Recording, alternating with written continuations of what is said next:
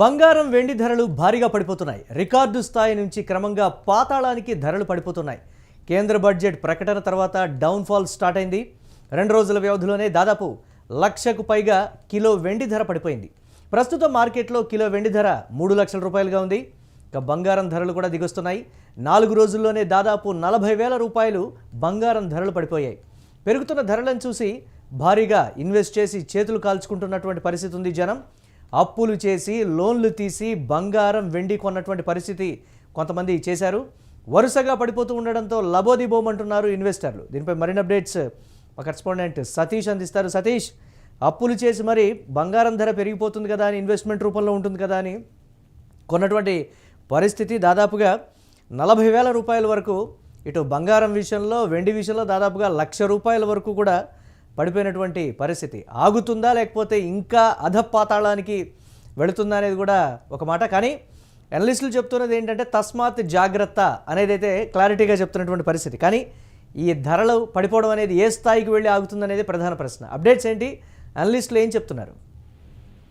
ముఖ్యంగా గత వారం రోజుల కిందట కనుక చూస్తే బంగారం అంటే దాదాపు ఒక 1 ఇయర్ నుంచి కూడా బంగారం పెరుగుతూ వస్తుంది. సో ఆ పెరుగుదలను ముఖ్యంగా గత నెల రోజుల నుంచి కూడా భారీ స్థాయిలో పెరుగుతూ వచ్చింది. దాదాపు బంగారం కనుక చూస్తే దాదాపు 1,80,000 వరకు వెళ్ళింది. సో ఈ నేపథ్యంలోనే ఇటు ఆఫ్లైన్ లో కొనే వాళ్ళు, ఆన్లైన్ లో ఏదైతే ఈ ఇన్వెస్ట్మెంట్స్ పెడతారో ఇన్వెస్ట్మెంట్ చేసే వాళ్ళు, మొత్తం కూడా స్టాక్స్ కొనే వాళ్ళు అందరూ కూడా ఒక్కసారిగా బంగారం పైన ఏదైతే ఈ 1,60,000, 1,80,000 ఉన్నప్పుడు ఇన్వెస్ట్ చేశారు. ఎందుకంటే పెరుగుతూ వెళ్తుంది కదా, ఇంకా పెరిగే అవకాశాలు ఉంటాయని చెప్పేసి పెద్ద ఎత్తున అందరూ కూడా ఆఫ్లైన్ లో ఇన్వెస్ట్ చేశారు. కొంతమంది ఆన్లైన్ లో స్టాక్స్ లో ఇన్వెస్ట్ చేశారు. వీళ్ళందరూ కూడా దాదాపు అప్పులు చేసి మరి క్రెడిట్ కార్డులు ఉన్నటువంటి డబ్బులను ఇన్వెస్ట్ చేసి కొంతమంది దగ్గర వేరే రకంగా ఎక్కడ పడితే అక్కడ కొంతమంది దగ్గర బదలు తీసుకొని మరి ఇన్వెస్ట్ చేసిన పరిస్థితులు అయితే ఉన్నాయి.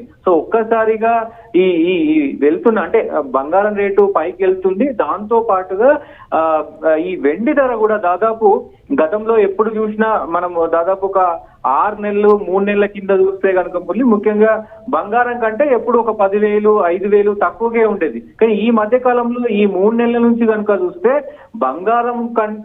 బంగారంతో పాటు బంగారం కంటే ఎక్కువ అంటే దాదాపు 4,20,000 వరకు ఎగబాకింది. దీంతో పెద్ద ఎత్తున వెండి మీద పెద్ద ఎత్తున ఇన్వెస్టర్లు వెండి మీద పెద్ద ఎత్తున ఇన్వెస్ట్ చేశారు.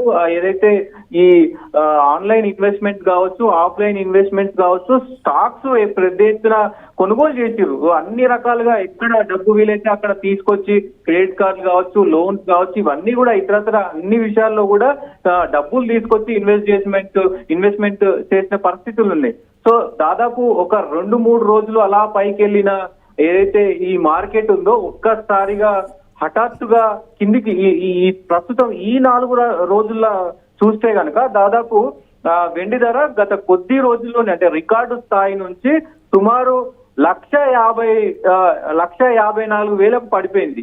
అయితే జనవరి చివరిలో వెండి 4,20,000 పైన ఉండేది. సో ఇప్పుడు ప్రస్తుతం 2,65,000 మామూలు మార్కెట్ లో 3 లక్షల వరకు కూడా ప్రస్తుతం 2,65,000 నుంచి 3 లక్షల మధ్య కొనసాగుతా ఉంది. సో ఇటు కొంచెం అటు ఇటుగా 3 లక్షల లోపే ఉంది కాబట్టి దాదాపు 1,20,000 మొత్తం కూడా ఇన్వెస్టర్లకు లాస్ అయినట్టు తెలుస్తా ఉంది. దాంతో పాటు బంగారం కూడా దాదాపు ఏదైతే 1,80,000 ఉన్నటువంటి బంగారం ఈ వారం రోజుల్లోనే ఈ 4 రోజుల్లోనే 40,000 తగ్గింది. దాదాపు 40 నుంచి 30,000 తగ్గింది. ఇప్పుడు ప్రస్తుతం ఏదైతే 24 క్యారెట్ల బంగారం 1,51,530 వద్ద ప్రస్తుతం అయితే కొనసాగుతా ఉంది.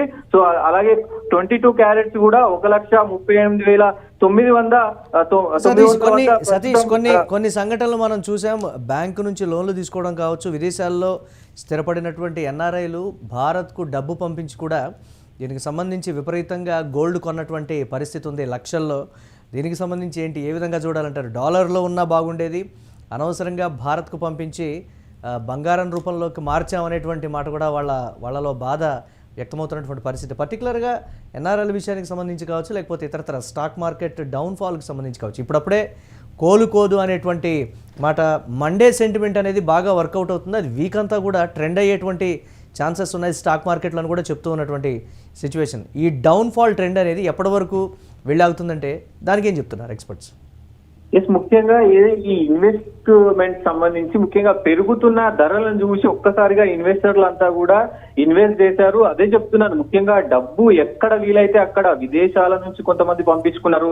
లోకల్ గా ఎవరి దగ్గర అంటే అమౌంట్ ఉన్నా వాళ్ళను బతిమిలాడి మరీ అమౌంట్ వేపించుకున్నారు. క్రెడిట్ కార్డులు మొత్తం డెబిట్ చేసి కొన్నారు. అంటే ఇట్లా చాలా రకాలుగా ఈ ఏదైతే ఆన్లైన్ స్టాక్ మార్కెట్స్ ఉంటాయో ఆన్లైన్ లో పెద్ద ఎత్తున ఈసారి ఇన్వెస్ట్మెంట్ జరిగింది. ఆన్లైన్ సంబంధించి కూడా పెద్ద ఎత్తున ఏదైతే ఈ 1,80,000 కావచ్చు, అది సిల్వర్ అయితే 4,20,000 కావచ్చు, అంటే ఇంకా పెరుగుతుంది అనే కొంచెం దీంట్లో ముఖ్యంగా బయట ఉన్నటువంటి వాళ్ళను కూడా ఇక్కడికి కొంతమంది డబ్బులు వేపించుకొని మొత్తం కూడా ఇది చేశారు. ఒక్కసారిగా ఈ డౌన్ ఫాల్ అవడం తోటి ముఖ్యంగా ఆ డౌన్ ఫాల్ అవుతున్న సందర్భంలో నిన్న ఏదైతే బడ్జెట్ సమావేశాలు జరిగినాయో దాంట్లో కూడా దాదాపు సిల్వర్ కు అలాగే గోల్డ్ కూడా సిల్వర్ కి 3%, గోల్డ్ కి 9%, మళ్ళీ దాంట్లో కూడా నష్టపడి ఇంకా తగ్గింది తప్ప పెరగలేదు. సో ఈ ధరల తగ్గింపులో ముఖ్యంగా బడ్జెట్ కారణాల వల్ల కూడా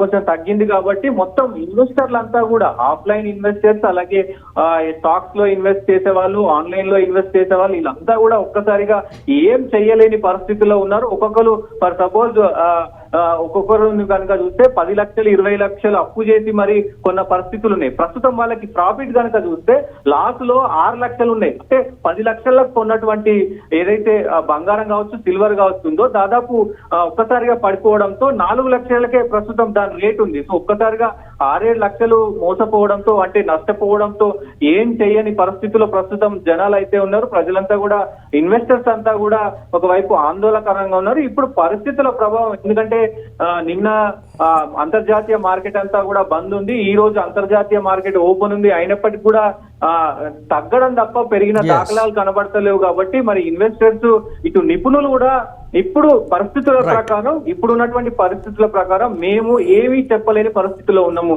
అంటే పెరుగుతుంది, స్టెబుల్ గా ఉంటుంది అని చెప్పలేము. లేదు అంటే ఇప్పుడు తగ్గింది కదా ఇదే రేట్ ఉంటది ఇంకా తగ్గదు అని కూడా మేము చెప్పలేము అంటూ కూడా చెప్తున్న పరిస్థితులు కనబడుతున్నాయి. మురళి, మొత్తానికి ఇన్వెస్టర్లకు కూడా అర్థం కాని పరిస్థితిలో ఇప్పుడున్న సిచ్యువేషన్స్ అయితే ఉన్నాయి. Murali, right, thanks for updates Satish. ఇక భారీగా బంగారం వెండి ధరలు అయితే పడిపోతున్నటువంటి పరిస్థితి ఉంది. రికార్డు స్థాయి నుంచి క్రమంగా పాతాళానికి ఆ ధరలు అయితే పడిపోతున్నాయి. అధపాతాళానికి పోయినా ఆశ్చర్యపడాల్సినటువంటి అవసరం లేదని ఎక్స్పర్ట్స్ చెప్తున్నారు. కేంద్ర బడ్జెట్ ప్రకటన తర్వాత ఈ డౌన్ఫాల్ మరీ ఎక్కువైపోయింది. 2 రోజుల వ్యవధిలోనే దాదాపు 1,00,000కు పైగా కిలో వెండి ధర అయితే పడిపోయింది. ప్రస్తుతం మార్కెట్లో కిలో వెండి ధర 3 లక్షల రూపాయలుగా ఉంది. బంగారం ధరలు కూడా దిగొస్తూ ఉన్నాయి. 4 రోజుల్లోనే దాదాపు 40,000 రూపాయలు బంగారం ధరలు అయితే పడిపోయాయి. పెరుగుతున్నటువంటి ధరలను చూసి భారీగా ఇన్వెస్ట్ చేసి చేతులు కాల్చుకున్నారు కొంతమంది జనం. అప్పులు చేసి లోన్లు తీసి బంగారం వెండి కొన్నటువంటి పరిస్థితి కూడా ఉంది. వరుసగా ధరలు పడిపోతూ ఉండడంతో లబోదిబోమంటున్నారు ఇన్వెస్టర్లు.